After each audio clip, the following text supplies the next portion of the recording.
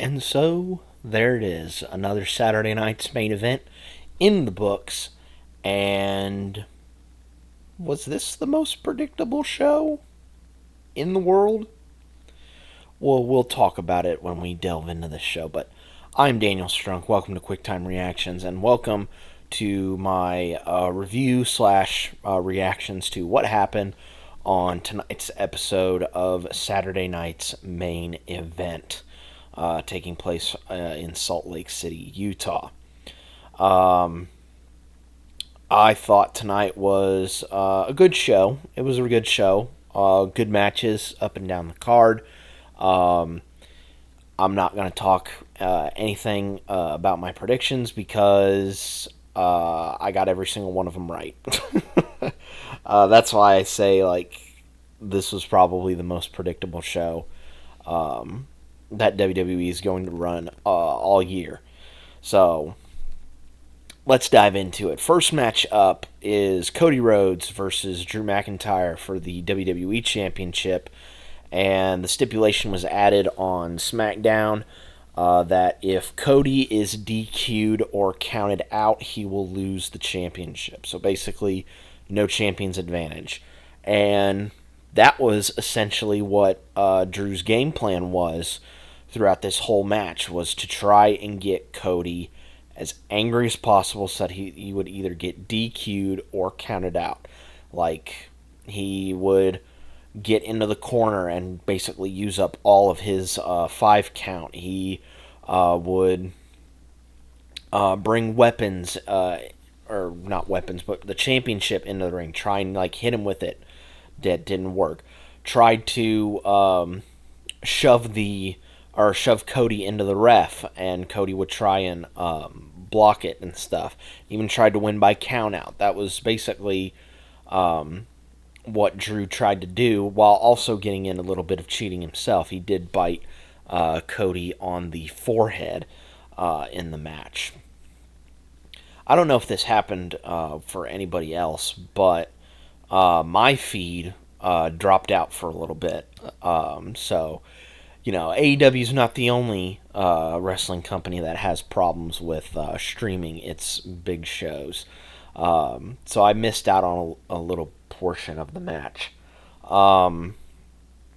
We get towards the tail end of the match, or I should say, before we even get into the closing section, Cody, when going for his super Cody cutter, basically his Cody cutter off the top rope, he is running to the corner, but the ref is in the corner that he's going to, and he tries to do the springboard up, but he gets stopped because his knee gives out on him.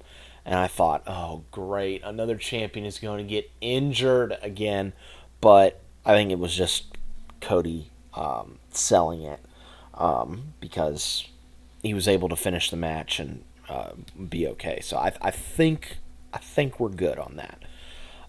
Heading into the closing stretches of the match, Cody and Drew are trying to hit each other's finishers on each other when Drew reverses it and smushes Cody in the corner along with the ref. So the ref is down, and Drew goes outside of the ring to grab the championship belt. And he brings it back into the ring, tries to hit a belt shot on Cody, but it does not work. And the belt is near the apron.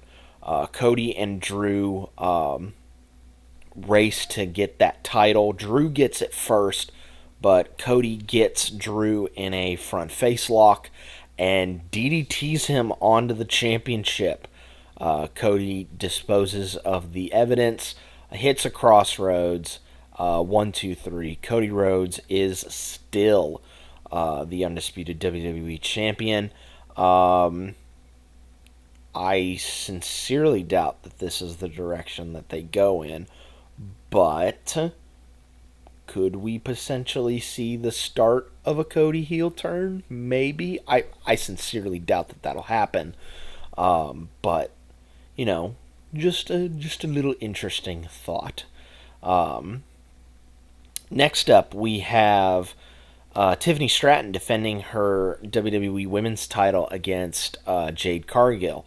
And Jade just basically squashed Tiffany in this matchup. Like, other than like a few bits of offense that Jade got, like her incredible swanton, which I don't understand how she gets so high up and doesn't like flip until like the very last second and she's still able to land it. I don't understand that at all. And even drop toe holding Jade into the steel stairs on the outside. Other than that, it was pretty much all Jade in this matchup. Like, she was hitting power move after power move after power move, just going back and forth, hitting multiple fall-away slams and power bombs. I guess Tiffany was going to go for the prettiest moonsault ever, but her knee, which Jade, I think, targeted on the last couple of SmackDowns, that gave out, and so Jade was just able to continue the onslaught.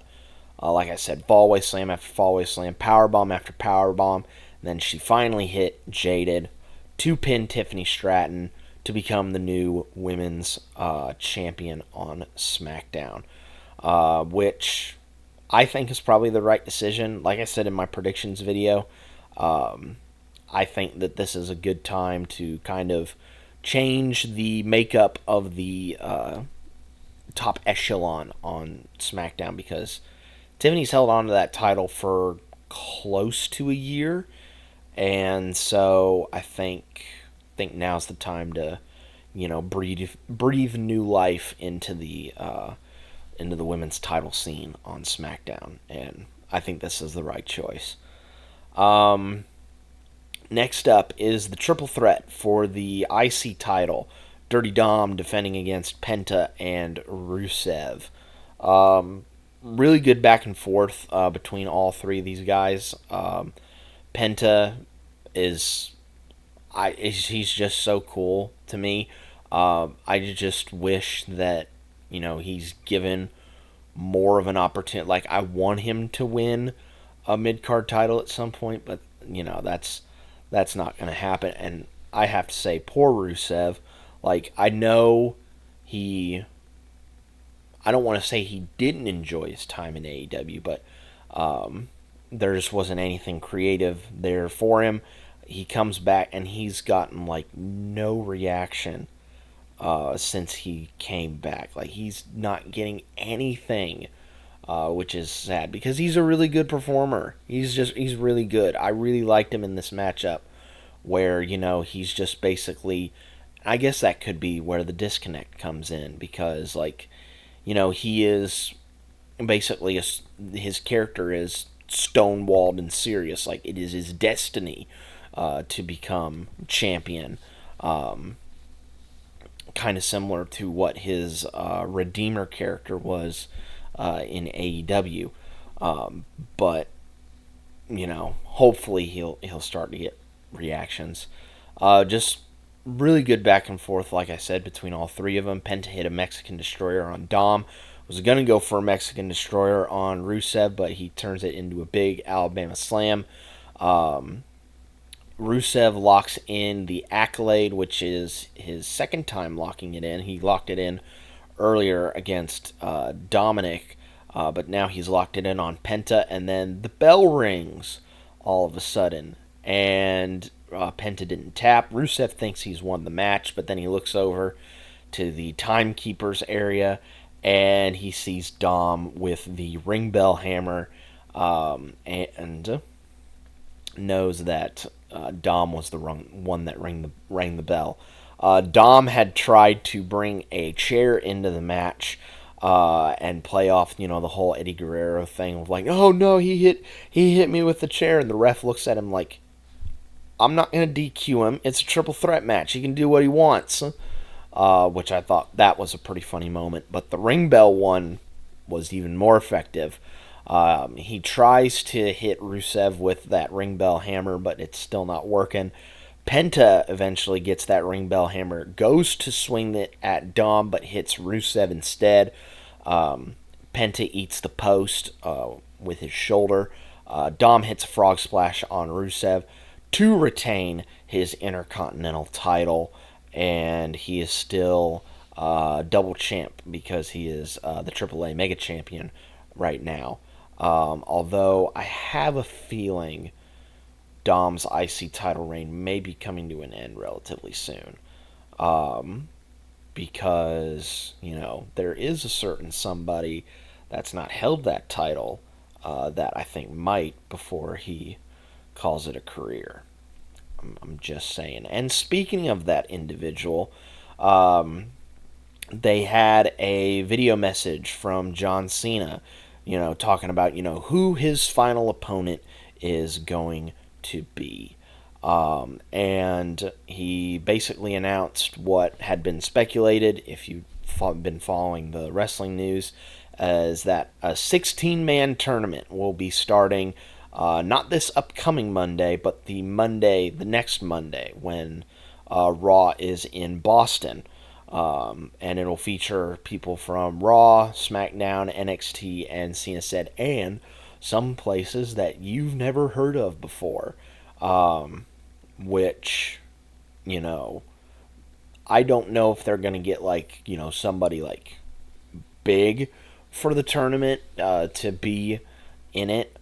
But, I've heard a lot of people, speculate as to who's going to potentially win this tournament. The name that I've heard a lot is Gunther, who's planning on being the winner of this tournament to be Cena's last opponent. However, if you want to hear my thoughts on how Cena's final few matches should be, go check out my How WWE Should Book Cena's Last Matches video. It's in the backlog on the channel.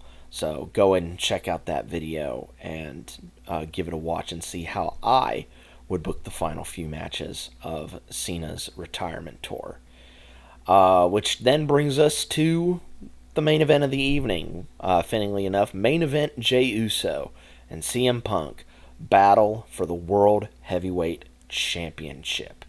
I think this was the match of the night, in my opinion. Really good back and forth between the both of them in this matchup. Jay, I think, has really come around to really, I think, deliver in big matches. They are not amazing 5-star matches, but I think they're good 3.5-star matches. And sometimes that's all you really need on a predictable show like this to be the best match, and it's 3.5 stars. That's perfectly fine.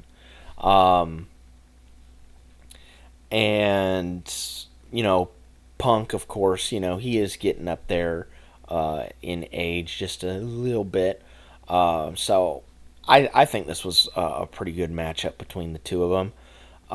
Punk hit a GTS early on in the match, but Jay sold his way onto the outside of the ring. Jay starting to show a little bit more of Roman's tendencies. When Punk was on the outside, Jay was up on the apron and saw that he was really close to where the timekeeper's barricade was. And so he immediately goes and spears Punk through that barricade, then brings him back into the ring. He tries to hit a frog splash, but Punk got his knees up. Punk goes for the GTS. He hits it, tries to go for a consecutive one, but Jay is able to get out of it.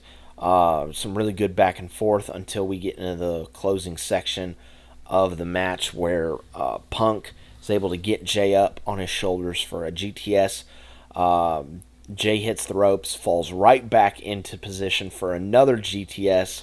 Punk hits it, gets the 1-2-3. CM Punk, now no longer having to deal with the threat of Rollins cashing in on him, is officially the World heavyweight champion now for longer than 5 minutes, which I think is the right decision. Because I think if you were wanting to continue the downward spiral of Jey turning into basically Roman 2.0, have him lose this match and then basically have him go into this major descent into madness and basically being more and more of a jerk towards his friends and having him turn more and more into Roman, nicking some of Roman's mannerisms and his I don't want to say his catchphrases, but just start acting more like Roman, and maybe lean into the at least online fan sentiment of him being hated, and just run with it and see how a heel Jeyuso goes over live and in person. But yeah, that is pretty much it for Saturday night's main event. I wish I could say that there was, more that happened on the show, but that's pretty much it. Like I said, for a pretty predictable show, but sometimes that's just how the cookie crumbles. Sometimes you have predictable shows, and some other instances you have non-predictable shows. And this was a pretty predictable show. We're gonna have to wait and see how all this kind of shakes out, because the next WWE show is not until the end of the month, with Survivor Series, War Games. But the next wrestling show that I'm going to be covering is Full Gear, which is in a couple weeks on the 22nd. So be sure to look out for not only my predictions video, but my review video for Full Gear as well. But until next time, guys, be safe out there, and I'll catch you next time.